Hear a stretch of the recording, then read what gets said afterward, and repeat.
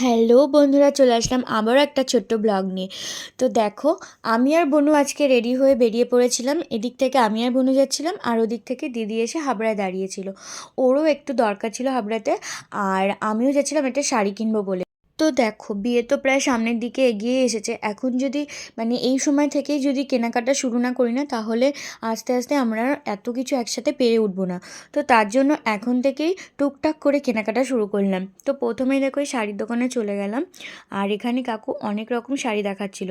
তবে আমি একটু অন্যরকম শাড়ি খুঁজছিলাম, আর এই পিঙ্ক কালার শাড়িটা আমার খুবই ভালো লাগছিলো। বাট আমার না এরকম শাড়ি অনেকগুলো আছে, তাই জন্য আমি এই শাড়িটা নিয়ে নিই। আমি আরও পরে অন্য শাড়ি বেছে তারপর ওখান থেকে একটা শাড়ি নিয়েছিলাম।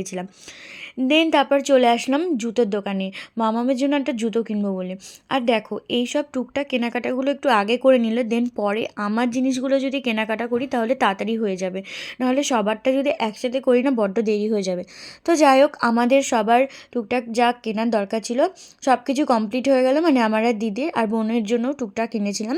কিনে টিনে তারপর আমরা চলে গেলাম এই চপের দোকানে। আর এটা হচ্ছে স্টেশন রোডে যে চপের দোকানটা আর কি, এই কাকুটার কাছে এসেছিলাম। এই কাকুটা খুব সুন্দর টেস্টি টেস্টি খুব চপ বানায়। তো যাই হোক, ওখান থেকে চপ টপ নিয়ে তারপরে আবার চলে আসলাম একটু রাস্তার সামনে, মেন রোডের সামনে একটা মিষ্টির দোকান আছে ওখানে।